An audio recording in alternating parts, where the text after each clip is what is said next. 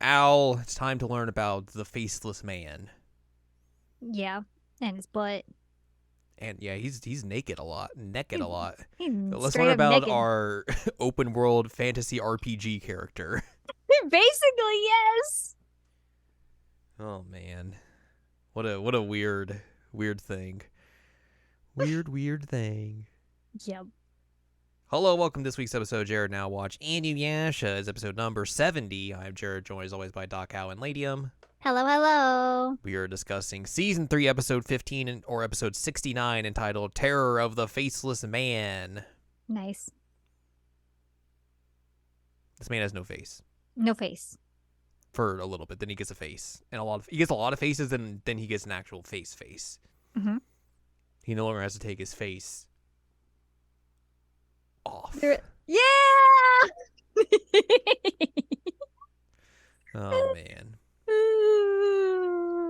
We begin this episode in the present time. Kagome took an exam. She had a bad time on it. Then her and her pals go to Whack Donald's, where they chit chat about Kagome's love life, and they're all Yep. very confused about what's happening. Yeah.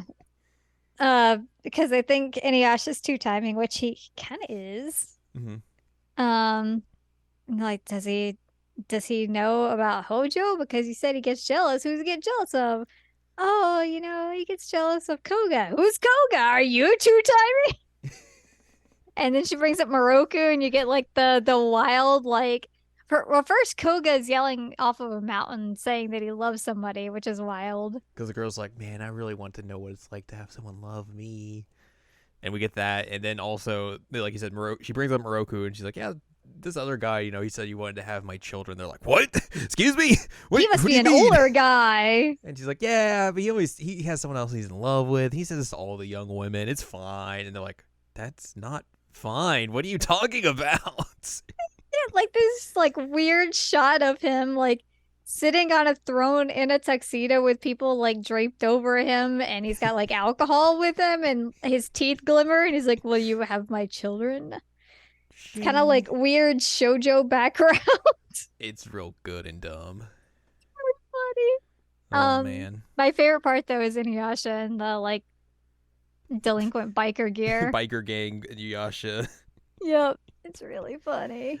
Her friends are just very confused because, like, how are you so popular outside of school? We don't see you talk to anyone else. How is this happening? I'm very, like, what's going on here? And Kagome just has no answers for them. She's like, I gotta go. I gotta I gotta go back home. rip. Uh, There's also a cat that she gets to hang out with. She does get to hang out with her cat. It's true. Very nice. That was very nice. I'm trying to see when that part is when she goes like when she just goes home and chats with her family and everything.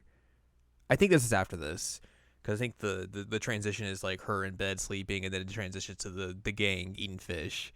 But yeah, she goes back home, and her little brother got a good score on her test, and she decides she's gonna choke him out. And then drops him on the floor when Yeah. her mom's like, food's ready. The cat's just like, "What are you doing? I was What are you sleeping here. doing?" So they have dinner. She talks about her exam not going well, and then they chit chat about her going back to the feudal era in a couple of days. She's like, "I'll go back. I'm gonna go to school tomorrow, and then like I'm also gonna like get a nice night of sleep." That's what I was thinking of. Yep. And then after I go to school, I'll go over there. It's fine. Whatever. I do love that she's like, Mom, your food's amazing. All we eat over there is veggies and roots. Yeah, and they're like, "Are you eating well?" It's like, "Yeah, veggies and roots, but man, I don't get a lot of this kind of food over there." But then we see like she takes junk food over there every time, and also like they're clearly eating fish while she's gone. So do they just save the fish for when Kagome's not there? Yeah, maybe. Kagome's gone. Let's eat the fish. Come on. Yay! But there's only like two fish. No, they each have a fish. They only showed like two fish on the fire at first. Oh, but everybody's holding their own fish. Yeah. She gets to go have a bath. She's very excited. Then she gets in bed and she's like, "Oh man, bed's great." And anyways, I wonder what they're up to. Oh well, I'm happy in bed. Honk shoe. Still weird that the bathwater's green.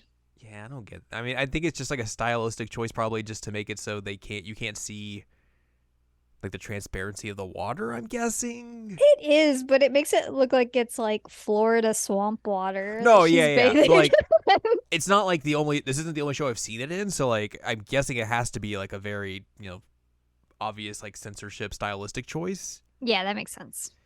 But either way, yeah, we go back to the feudal era and they're eating their fish, hanging out. Chip was like, "Man, it's real lonely without Kagome." And he was like, "Oh, what do you mean? I don't know what you're talking about." Chip was like, "You've been in a daze since she's been gone. What are you talking about?" You obviously miss her. Yeah. Naraku's hanging out on a cliff and he just drops out his arm that's pulsating. He's like, "Bleh."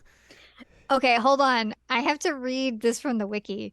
Okay. Naraku lets a pulsating purple ball of meat tumble down an abyss. I mean, that's not incorrect. It's not incorrect, but like It's a very interesting phrasing of that for sure. pulsating purple ball of meat. Hate when I have a pulsating purple ball of meat. That is your arm. Yeah.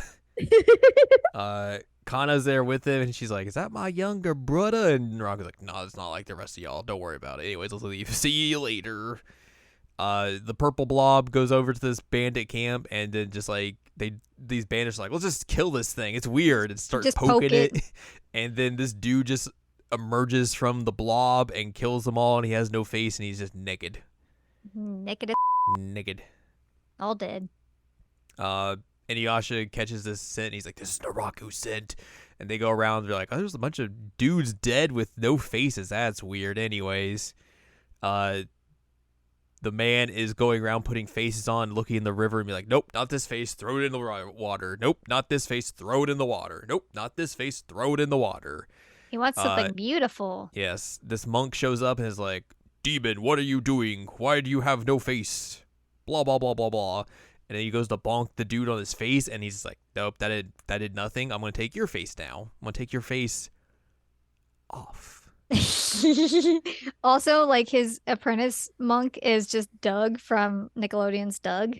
And very scared and terrified. Yeah, this man needs therapy. That poor Mhm. boy. But yeah, Muso is now dead. Yeah, he takes this dude's face, and now it's his face now, and now he's just going around the countryside finding people and like, "Greetings, hello, I like your sword, I will now take it." And he takes their sword and their gear, and then at one point he's going around villages and murdering everyone, and then after that he has like a horse with like 30 weapons on it, and just like he has all the gear. He's just an RPG protagonist at this point, just taking everyone's stuff when he kills them. He's just looting. He's just looting. I do appreciate that he's just like, "Greetings. Greetings. This is a nice face, right?" Yes, that's what he says. It's a nice face, isn't it? Huh? What do you think? This guy's like, "I'm gonna kill you if you don't get out of my way." Is he naked at this point? I don't remember. Yeah, because no, he has the monk's like robe thing. Oh, okay, yeah. He does. So have he's the like, monster he robe. is not upgraded quite yet. But nice face, isn't it? And it's like, Nice face, ain't it? buddy, is that how you greet Wild. people?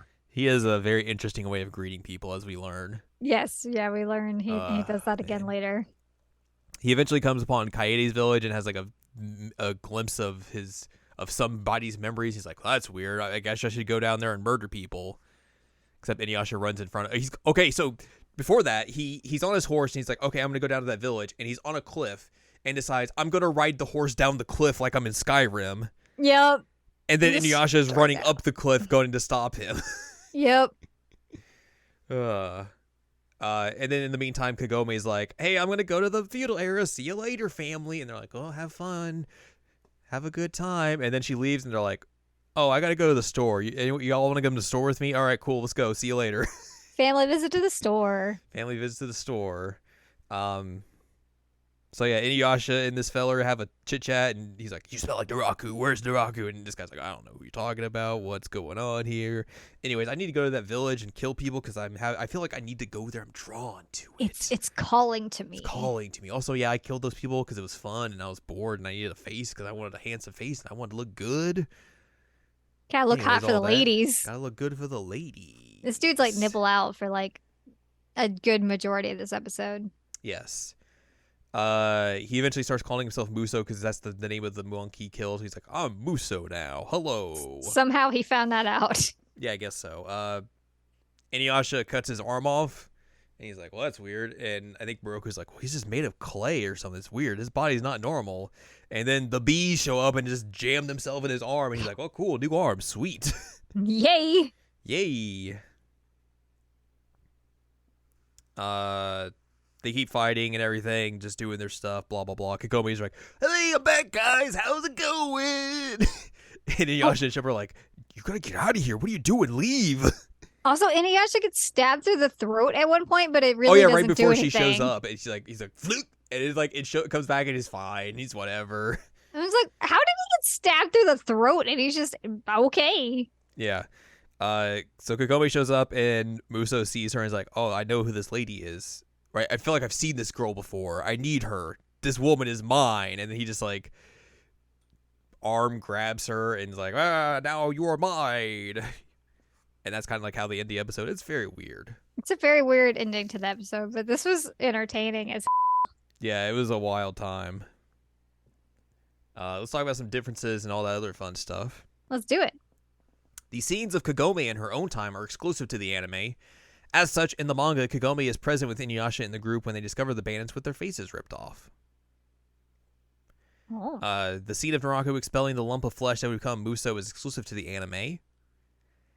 And then also in the anime, Muso comes across Kaede's village, feeling some sort of familiarity towards it. This scene is not in the manga. Hmm. Notes, like we mentioned before, the visions Kagome's friends have when she mentions Koga and Moroku. Koga as a mountain climbing nature boy, Moroku as a sexy playboy, and then Inuyasha as a biker gang member. And then error. Error. While Moroku is eating his fish with his right hand, his glove and beads are missing. Oh, he's gonna murder them all. He didn't want his beads and glove to get fishy. And yeah, he's just gonna wind tunnel all the fish into his belly somehow. It's like, this is how I eat now. I don't know how that works, but a mountain climbing nature boy. They knew nothing about Koga at all. Nothing. She just brought him up, and That's the image they thought of him, which I guess like it's not. I mean, it's not far off from his actual characterization, but like they would not know that in the slightest. Nope. Yeah. Anyways, Hilarious. That's it for this week. Next week we will be discussing season 3, episode 16 or episode 70, entitled "Onigumo's Memory Restored." Golly gee, I wonder who Muso's actually going to be. Whoa. Who can say? Who can say? So we'll learn about all of that and some backstory, I guess, next week.